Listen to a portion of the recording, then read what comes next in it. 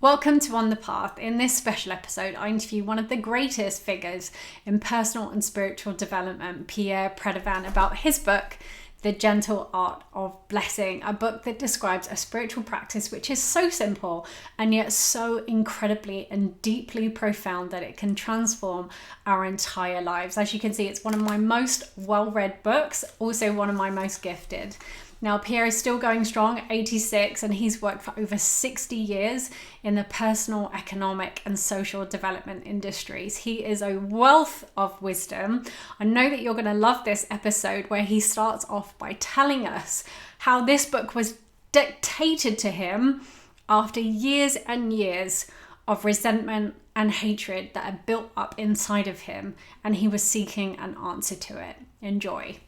Well, I was working for a group of NGOs in Switzerland, and I started in schools the first program on information on third world issues. This was in the 1980s, where no one in schools, no one was speaking about third world problems. And I wanted to do an exhibit on hunger. And I got a professional to prepare a budget, and he said, well, it'll be 13,000 francs. At that time, that meant today that would be at least $25,000 to $30,000. And I presented that to the 4 organizations financing my work. They said, Pierre, we don't have a penny for that. You have to drop the project. And I didn't want to drop the project. So I financed it out of my own saving. And it worked very well. It was well spoken of, even in the press. And I remember one college in Canton Neuchâtel, where we did the unequal meal. The director of the college was the husband of a very dear friend of mine. And he trusted me. And 20% of the students were seated in a circle in the middle of the dining hall and had a plentiful meal, and 80% around them received just soup and bread. And you can imagine, among young teenagers in prosperous Switzerland, the uproar mentally that created. Yeah. And they had a tiny little glimpse. I said, this is what you and we are in the middle of the circle in terms of living style of living and income and all the goodies we have. And half the world more than half is in the outer circle. And they really got the message, really came through. Mm-hmm. So I was very successful in my work. And there was a campaign in the United States at the time called the Hunger Project, which had a slogan, ending hunger by the year 2000. And I was speaking about this campaign in my work in schools. And one of the members of the 4 organizations financing my work was, I told him once that I got up at 4:30 and 5 in the morning to meditate, and he was a militant atheist, and he started detesting me just because of that.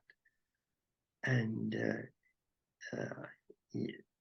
the 4 organizations, but it was this guy, in fact, forbid me to speak about the Hunger Project in my work in schools, work on fighting hunger, amongst other things.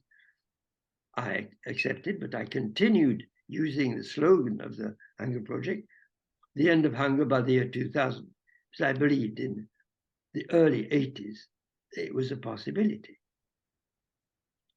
And the 4 organizations convened a meeting at the call of this guy. And he said, by the way, he started the meeting This is a business meeting on my work by saying, I am an atheist. Those were his first words to start the meeting. It had nothing to do with a business meeting, but I understood later spiritually what this all meant. And they said, either you stop saying we can end hunger by the year 2000, or you quit your work. These are 4 organizations fighting poverty in the third world. It was just insane. Yeah. And nobody has, and I could have made a whole row out of it. I could have written to the press. I could have written to the presidents of these 4 organizations, and it would have been a huge uproar. But I decided I'd just leave. And I left, and for 2 years, no, for 4 years, I had to find little jobs, and I was unemployed. But as I'd quit my job voluntarily, I did not get any unemployment benefits. So it was a real challenge. Fortunately, I have an extraordinary wife who put up with me and encouraged me. And I developed real hate for this man. Real hate. And it was eating me up. And I knew that this was wrong. But I prayed, I meditated, I read spiritual texts. There I was, stuck with this anger and with this hatred. And one day, the words of Jesus came to me, bless your enemies. And I said, well, of course. And I was in a place where a reading room of an organization called Christian Science. They had a reading room in Geneva where you could just go, anyone could go in and just be quiet and study. And I was studying, I don't know what text. Suddenly I received this influx of inspiration. And I literally, it's the first time, the only time in my life that I wrote under dictation. Every single word of that text was dictated to me. The gentle art of blessing. And I started blessing this guy, blessing him, blessing him, blessing him. And of course, the hate disappeared, the anger dispelled completely. But then suddenly in the street one day, I started blessing people. It was so wonderful. And I was so enthusiastic. I remember I took the train a lot. I don't have a car. I used to travel the whole length of the train in both ways to be sure to bless every single person on that train. And I had amazing experiences. I remember a Cameroonian friend had an orchestra with singers, and the director of a large college lent his hall free of charge to us to organize a concert, a benefit concert for projects in Africa. And he said, you just organize everything with the caretaker of the college. And we went to see the guy, and he was so hostile. When, as my friend was talking to him, and I was next to my friend, and I felt this anger. And my little voice said, Pierre, it's not with anger that you're going to solve this problem.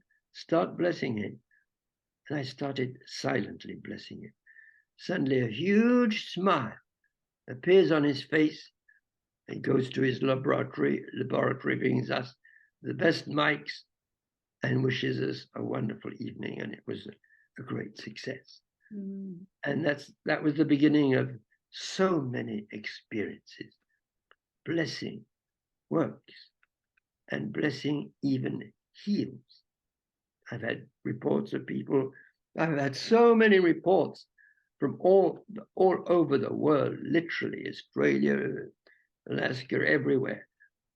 And blessing heals.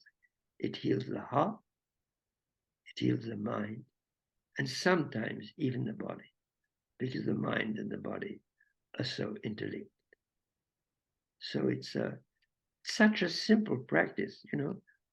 A simple child can do it. And the top director of a big multinational, I'm not sure many of them do it, but I mean, it's universal. Yeah. Anyone can bless. Yeah. In fact, I have two little children.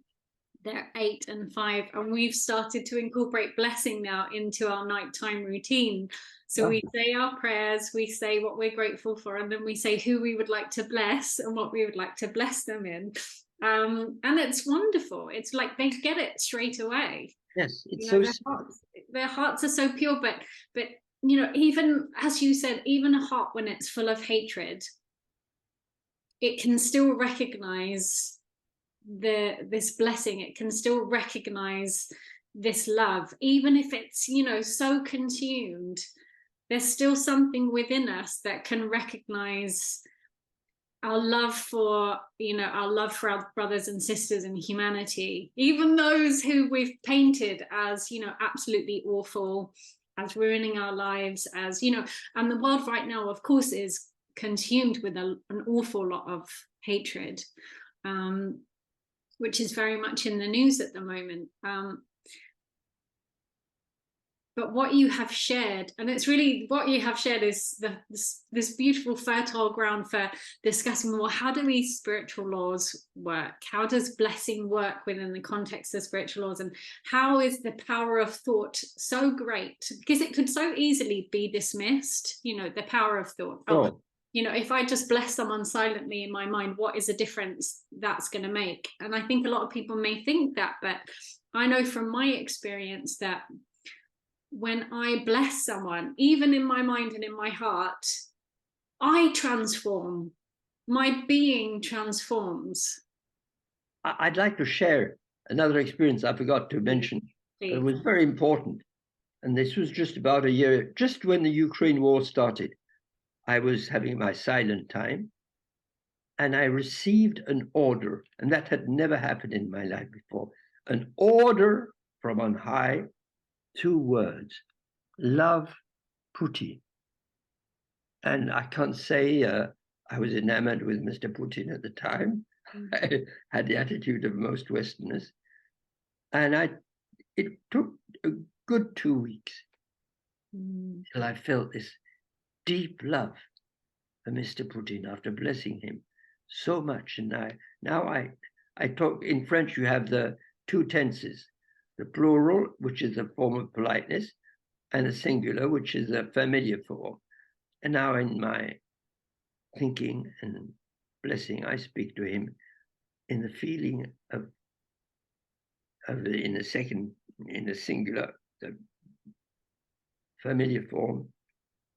And I feel real brotherhood for the man, and real love. So love Putin has become something very real, because he is surrounded by so many thoughts of hatred. How can it change? And so I'm hoping 1 or 2 thoughts of love and blessing will pierce this carapace of hatred. Yes, I'm sure. Could you tell us, just for anyone who is maybe a little bit still unclear, what is the art of blessing? How can we do it in our daily lives? It's wanting the real good for the other person from the bottom of your heart. It's so simple. Wanting the real good for the other person. And it's based, as you want to speak of spiritual law, it's based on spiritual law. I think spiritual law governs and runs the whole universe. I have a scientific training to the level of doctorate, and I have a great belief in the integrity of real science. And it has taught me that absolutely everything, from the tiniest, weeniest little micromolecule to the moving of galaxies, all is governed by law. And there has to be the most incredible, wise, loving intelligence running this amazing show. I mean, think of the spring. Suddenly, nobody has said on the 21st of March, we're going to have spring starting, and we're having little primroses. And no, by some quotes, magic. Yeah. Everything starts growing. And it's the whole universe. The functioning of our body is just unbelievable. I don't know how many millions or billions of cells there are in a human body, but I think it's billions, which functions normally for most people in the most amazing way. And this intelligence has to be a loving intelligence. That is my intimate conviction. Yeah. Yeah. Thank you. Thank you. So in the book, you talk about that, you know, we can bless people silently. It's not that we have to go around saying, you know, because so many people, we have this idea of blessing as, you know, bless you, my child, from the church, but really blessing is something that appears throughout all religious texts, going back thousands and thousands and thousands of years. And this is something that we can do silently in our hearts. And we can bless our, you know, our neighbors, our enemies, or, you know, Putin, anyone. We can bless them in many ways, in their abundance, in their health, in their integrity, in their love. And we can do this so easily. In my last book, which has just come out, The Gentle Art of Spiritual Discernment, Finding Your Personal Path, I disconnect spirituality from religion. And for me, this is very important. You know, I was raised in a very pious family. My father was a minister, a Presbyterian minister, and occupied very high position internationally. And he was a good man. And so I know what religion is. I even studied 2 years of theology, and then completely quit and found my own path. And this man, this wonderful man, my father, toward the end of his life, made this amazing statement. You know, Pierre, you have gone further spiritually than I have. This man, he was covered with honorary doctorates and all sorts of things. But he recognized what true spirituality was. Yeah. I think it's so important for the man in the street to know that spirituality can be completely detached. You can be an atheist and be very spiritual. Yeah. Yeah. Beautiful. Thank you. I know that for me, yes, it's, you know, you can have religion, but when religion is devoid of spirituality, it is, what's terrible. the point of it? What's the point of it? It's, you know, but the point of religion is the nurturing of spirituality, if we properly look at it. But unfortunately, for so many, it's become devoid of spirituality. Yeah. And Christianity is probably the religion which has killed most people in history. Not only the Crusades, but the wars between Catholics and Protestants, which are terrible at one time, I mean, physically. And Christians can't be very proud of their history in those terms. And Jesus didn't found a church or anything. A free soul, and he sowed his seed freely. Yeah. Yes, absolutely, for everyone. Yes. For everyone. Could you tell us a little bit about, I may just read this, some of the spiritual laws. So you mentioned that, we're all very familiar with physical laws, material laws, physics, biology. We know these, science have studied these. Can you tell us a little bit about spiritual law and how blessing operates within spiritual law? Okay, I'd like first to speak about spiritual law per se. As I was saying, I believe the whole universe is run by spiritual law. And when I was a student in Michigan, in Ann Arbor University, Michigan, in the 69 to 71. And those were perhaps the best 2 years in my whole life. And I discovered different spiritual movements, including one which was called Christian Science. And this intrigued me, science, because science is based on law. And I discovered that their whole teaching was based on the idea of spiritual law, and that it was healing. They managed to heal, and I practiced these laws for many years, and I was a hypochondriac when I arrived at Michigan.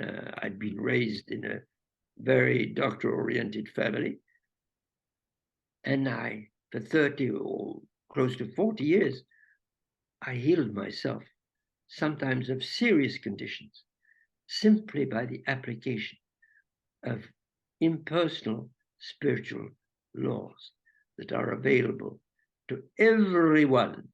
A law has nothing to do with your belief, your training, or anything. A law is a law. It exists as something universal, which makes the universe something so dependable. We function according to laws all day long without even thinking about it.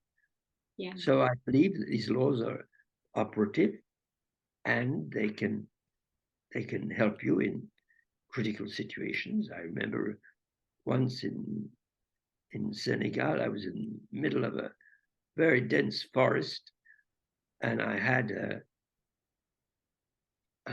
was staying with a lady who lived there in the middle of this forest. And during the night, I had some intestinal problem, and I was writhing in pain. And there was no way of, in the middle of the night, driving to hospital, which was well over 100 miles away. And I had to work it out myself. And I worked it out based on the idea that there's a spiritual law of healing, of good, that is operative at this very minute. So I believe that spiritual law is the foundation of true spirituality. Beautiful, thank you. So if it's okay, I'd love to read and share a few of these spiritual laws. So one of the first ones in the book is the law of positive expectations. And it begins with, on awakening, bless this day, for it is already full of unseen good, which your blessings will call forth. For to bless is to acknowledge the unlimited good that is embedded in the very texture of the universe and awaiting each and all.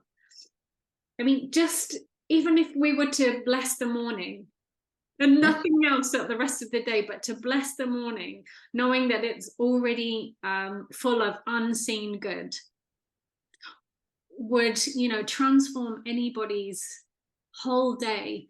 Something that I really believe is that, we don't see the world as it is, we see the world as we are. Of course. Yeah. Nobody knows what the world really is. Yes, exactly. Well, that's a good point. We don't even know what it really is. But if we have this expectation of the world is full of goodness, that is what we then see. Exactly. Yeah. I wake up, the first thing I say when I wake up in the morning, this is the day which the Lord hath made. I shall rejoice and be glad in it. Yes. That's a verse from a psalm, and I think it opens my mind in a positive orientation. Yeah. Yeah. And I love that you put this quote in the book. The law is Jesus's statement. Whatever you pray about and ask for, believe that you have received it and it will be yours. Yes. And we see this time and time again, don't we? That, if we were to pray or to ask for something, to act as if it had already happened. It's already been given to us. And that requires a lot of faith, but it also gives us so much courage and opens so many doors for good things to happen. You know, there's one American mystic, Joel Goldsmith, who practiced in the last century. He was an extraordinary healer, who says it's totally useless to ask God for anything. He has given us already everything. And Jesus said that very clearly. There's one statement in the parable of the prodigal son. You know the prodigal son, the parable of the prodigal son. The story of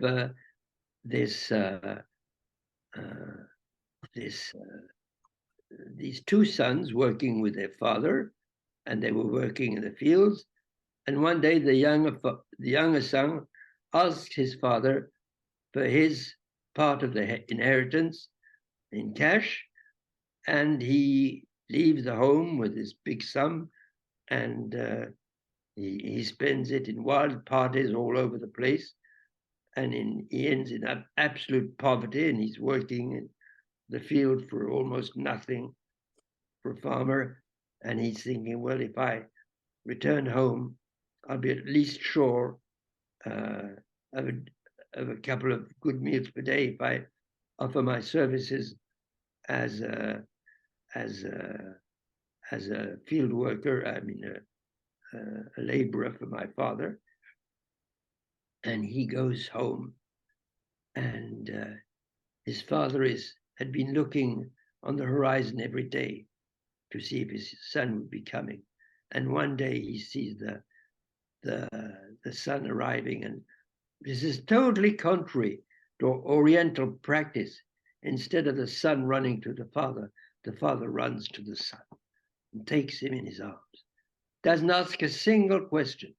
Organizes a huge banquet and to celebrate the return of the son. And the elder son, who was working in the field, comes home, and he hears this rejoicing, this music, and he asks, what's going on? And the servants say, your brother has returned, and the father has put on this huge banquet. And the elder son is very angry, very angry. And the father comes to him and says, why are you so angry? He says, your younger son has dilapidated all his fortune in parties and evenings with prostitutes and all the stuff. I've been working for you for years and years, and I haven't even had a little party or banquet with my friends. And the father has. For me, this is the most extraordinary statement in a spiritual literature of the whole world. And I mean it. I've read widely also other religions. The father says, my son, thou art always with me. And all that I have is thine. We can't ask God for anything because we already have it. So I never ask for healing. I claim that the healing and the perfect health is already there. I don't ask for money. I claim the abundance and say thank you. The abundance is already there.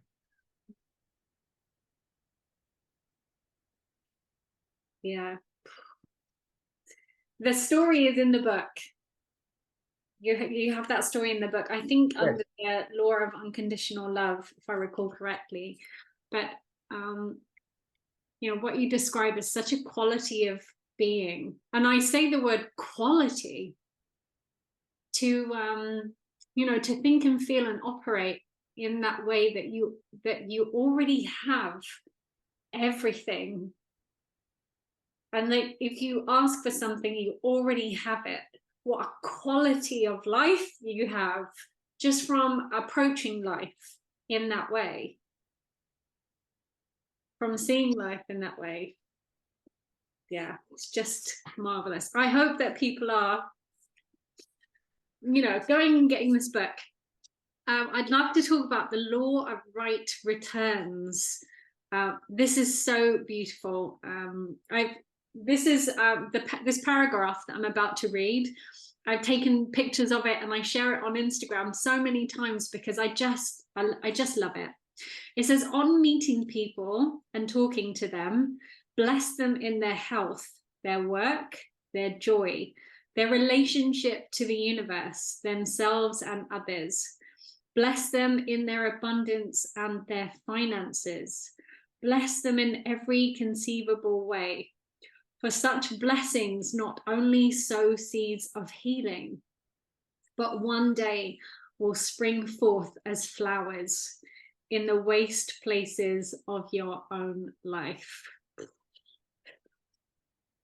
I love this law of harvest, that who we're being, the seeds that we're sowing, and that is what we will reap. And I remember when I was working with my coach, and I had this amazing insight one day about my relationship with my husband, because I had built up quite a lot of resentment in some areas of our marriage, and I just realized one day that, oh my goodness, I'm being resentment. These are the seeds that I'm sowing. I'm sowing seeds of resentment. So what do I expect except for, resentment trees, resentment fruits? And so from that moment, I dropped all of my judgments, which freed me, which gave me my freedom back. Of course. Yes. And obviously greatly improved our marriage. But then what I became, instead of judgment and resentment, was love and acceptance. And the fruits of, well, first of all, it's an amazing quality of being, just to experience that, just to be love instead of resentment. Like, for me, I get the gifts of being love, but then also the fruits of that are just this amazing, loving relationship that moves forward. In fact, every area of your life moves forward when you drop, when you are able to drop resentment and judgment, and instead, but it's understanding, that when we bless others, this is what we receive back. And I think often tenfold we receive what we give. Absolutely, of Yeah. course. Of course. Yeah, thank you. Would you be able to tell us the story of Tieno with the birds in the nest? Because I think it really beautifully illustrates this idea of blessing and how this works. I'm sorry, I don't remember which one you refer to. Oh, okay. It's the one with the white birds and the black birds in the little niches in the wall. Yes. Okay. Well, the white birds can only niche in white niches. Niches, representing abundance of all sorts of things. And when they come back charged with good. The blackbirds can only niche in the black niches, which are full of anger, hatred, and they can only come back with those thoughts. So we choose the power of thinking.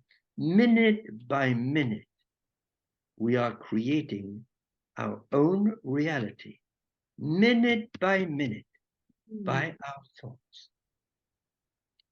Even, I speak in the book about this death row inmate in Texas, Roger McGowan. I think I speak about him. I don't remember. Because I've spoken of him in so many books and written 3 books on him. He was, I heard about him from a friend in Zurich, and he'd had an execution date which had been fixed, and she contacted all her friends and even people she didn't know, like me in Geneva. She was in Zurich, and we all contributed some money so that she hired a lawyer, and who was able to get the execution date cancelled, but not the death sentence. And I started corresponding with this man, and his letters were so amazing. I hired the first lawyer, who did nothing at all, didn't even send me a report on what he was supposedly doing. And I was grateful when he left Texas, because I'd been financing all this alone. And then I created a committee and wrote my first book on Roger. And his second lawyer was a really good man, got him off death row. It took years, from 2006 to 2018, to get him off death row. And this man, on death row, became a spiritual giant. And I always give him as an example of, it's not the circumstances that create your environment. It's your thought that changes the toughest environment into an environment of good. And this man changed his environment, got off death row, and now he's 58 or 59. He spent his whole adulthood, he was in prison at 21, whole adulthood in jail. Now he's in Wynn Unit in Huntsville, Texas, and he's transforming a whole prison just by his presence, because he's such a spiritual giant. When we started corresponding and meeting, I visited him every single year since 1999, except the COVID year. And this year, for health reasons, I haven't been able to go. But he's become a real giant. And at the beginning, he said, Pierre, you pull me forward, but a good many years since the roles have been reversed. And he pulls me forward, and thousands of other people all around the world. I received a letter a few years ago from Bang Kwang Central Prison in Thailand. This is the worst prison in Thailand. And a Cameroonian, French-speaking Cameroonian, found my book, and this is for me an absolute miracle. Our book in French could find its way to the Bang Kwang Central Prison in Thailand. It's an absolute miracle. And the second miracle is this book completely changed his frame of mind. And he wrote to me a letter of praise and rejoicing from a place where he was supposed to spend 25 years. And I spoke about this man at a meeting where I spoke about Roger, my death row inmate, and a lady who's wealthy started corresponding with him, and friends of hers too, and she organized to hire a lawyer in Thailand. And to make a long story short, he's now back in Cameroon, and he sent us a wonderful picture of his mother, and he just with huge smiles. And this is the result of Roger's work, just by his presence and his example. Yeah. So the worst conditions cannot prevent a man, a woman, from thinking rightly. And right thinking will change their conditions. This reminds me of a beautiful line in the book where you say about, we can only really ever be a prisoner of our own self-image. One of my favorite quotes is that hang on a minute, it's on the tip of my brain. No, it's gone. But we can only really ever be a prisoner of our own self-image. And that's it. The greatest prison is the prison of self. Exactly. We're so trapped in self. And, you know, I'm so intrigued by what you say about becoming a spiritual giant, because I know that the gentle art of blessing, what it does is it takes you away from the self, which is inward looking, self-directed, critical, judgmental. You know, it's where, you know, all of these, if you like, lower nature comes from. But when we bless it, we transcend all of that. We transcend the self, and we become, I think we enter into this state of oneness. Yes, exactly. Yeah, thank you so much. And also that brings us really nicely onto the power of thought, because, you know, as I mentioned earlier, the art of blessing is something that you can do silently in your heart, in your mind. It's not necessarily something that you have to say out loud. Of course not. Yeah, so the power of thought. And I love this line that you have in the book. You say, we live in a universe where all is energy. The most modest movement requires an expenditure of energy, but the most powerful energy of all is thought, because it gives birth to all the rest. And, you know, I've shared this many times. There's a quote on the back of my prayer book, which I'd love to read as well. And it says, if you desire with all your heart friendship with every race on earth, your thought, spiritual and positive, will spread. It will become the desire of others, growing stronger and stronger until it reaches the minds of all men. Exactly. Wonderful. And you know, it's so easy to dismiss the power of thought, but really, as you say, our thoughts create our world. They create the world that we live in as an individual, and that, which makes us very powerful creators, because we get to choose, am I creating a world that is hostile, is in lack, is you know, not a nice place to be, or am I creating a world of blessing, of love, of joy, of laughter, of friendship, kinship? And that is our choice, our ultimate choice on a day-to-day, moment-by-moment basis. Absolutely. And something which, you know, if we turn to the gentle art of blessing, is such an easy, simple way to access that other way of being. Absolutely. Yeah, thank you. I'm just going to pull this out of the book as well. It's about integrity, because I know that you say a lot in the book that you can bless people in their integrity. Integrity is one of my top values, and something I'm constantly working on myself. But I'd love to read it, because I feel, I mean, this calls my soul when I read this line. It says, integrity is a quality of being. It is holding on to that which you know to be your highest sense of truth and vision at all times, whatever the cost. And, you know, something that is really important for me and has resonated with me so much, especially the last few years, but really throughout my life, is about staying on the path. For me, it's the path to God.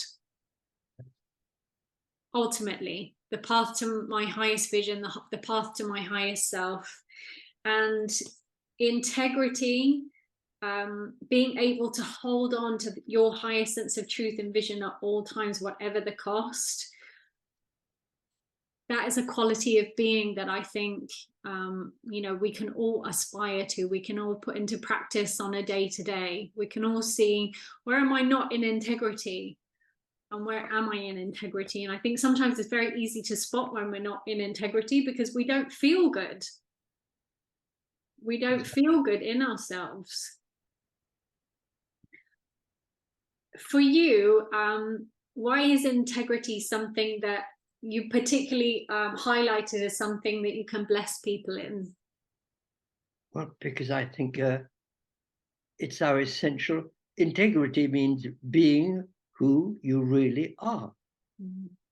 That's my definition of integrity. And I think every human being, deep down, including the worst prisoners, is good, is whole.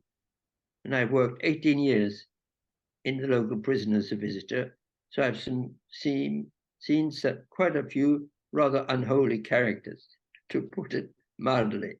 Mm. But I think for me it is with love, the basic human quality. Yeah. Beautiful, thank you. There's just one last story that I would love if you could share a little bit of. It's in the chapter called The Golden Rule.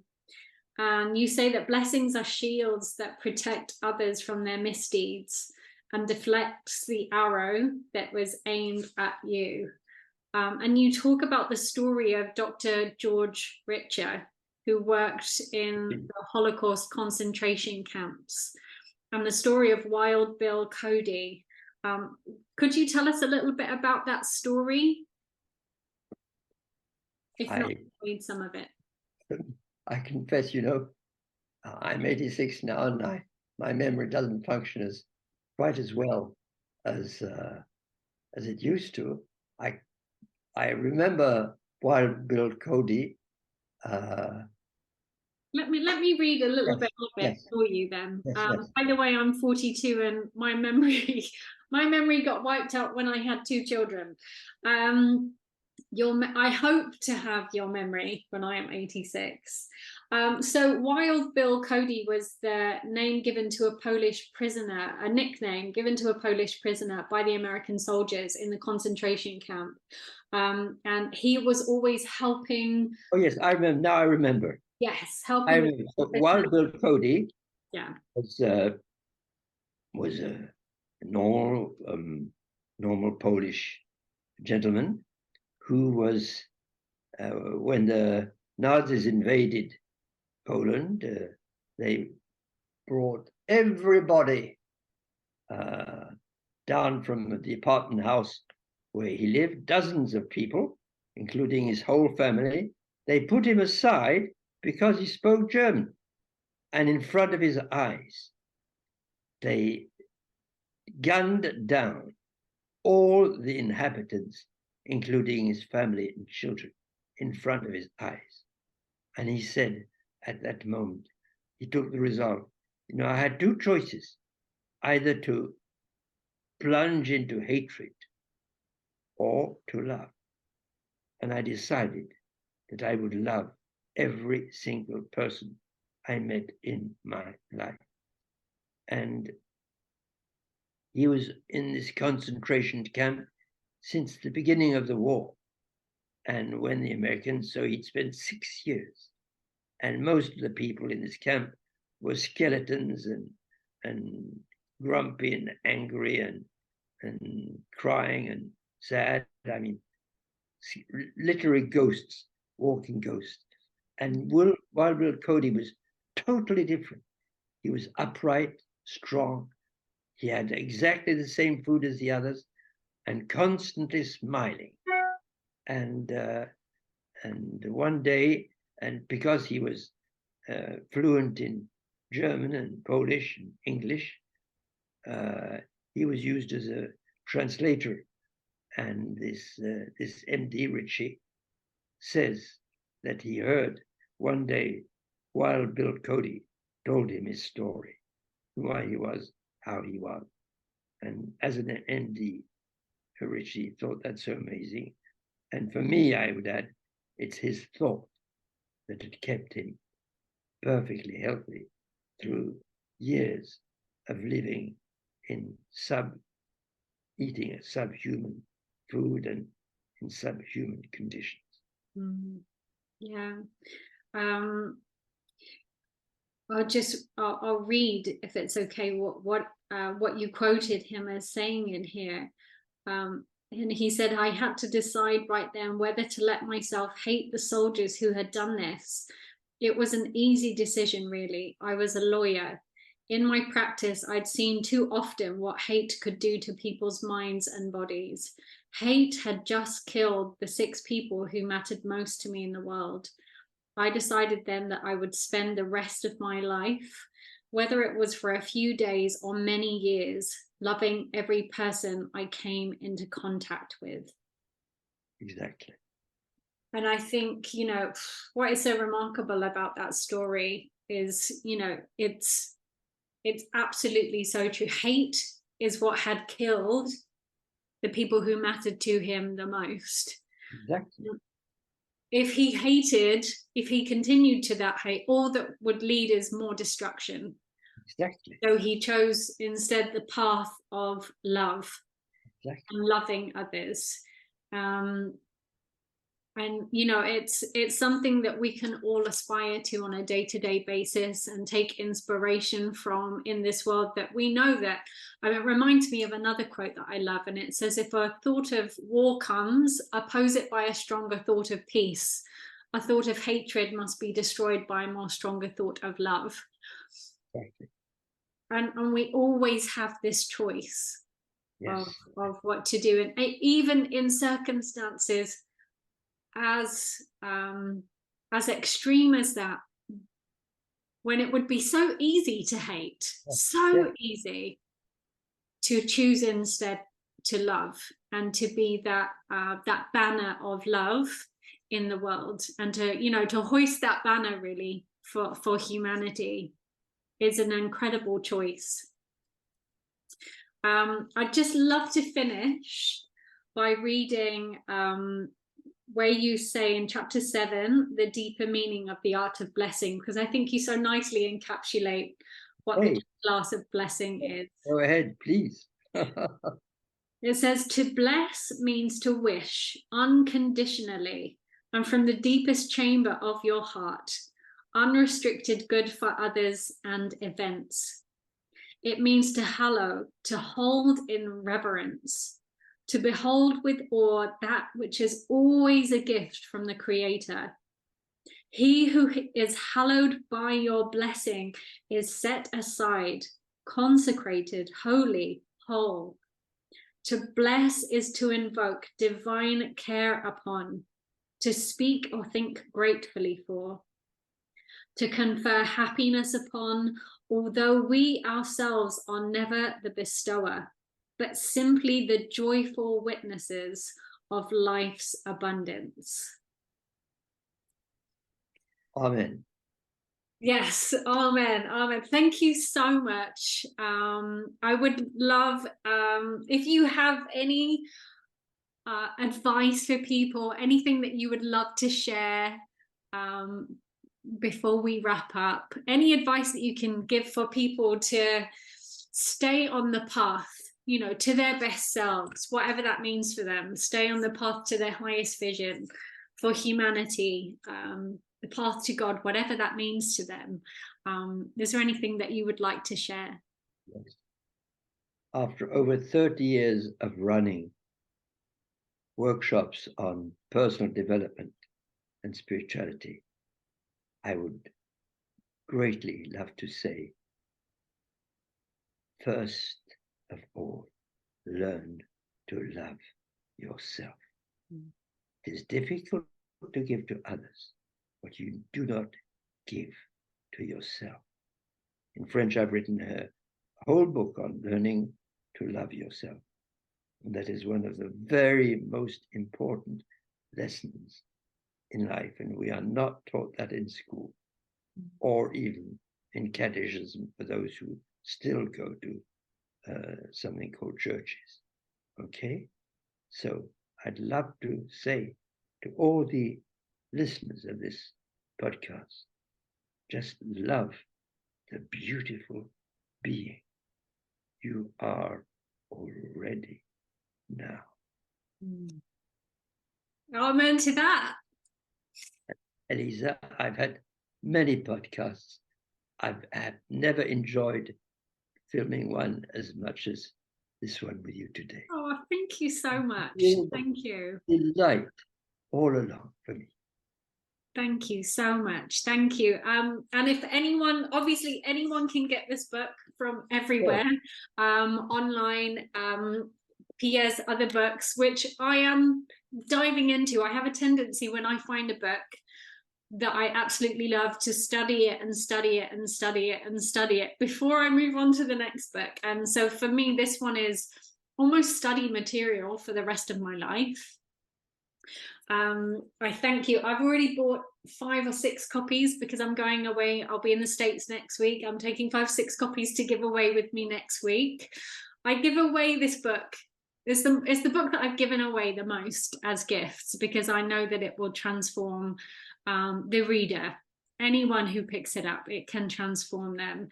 And I would like to thank you for being the vessel that wrote it, for joining me today so selflessly, and for being love and light in the world. I just wanted to add, Simon & Schuster have just brought out an audio version of the book. Yes. And I remember a gentleman in Spain writing to me saying that he'd bought 100 copies of the book, and that everywhere he just distributed it like somebody else might distribute flowers or goodies or I don't know what.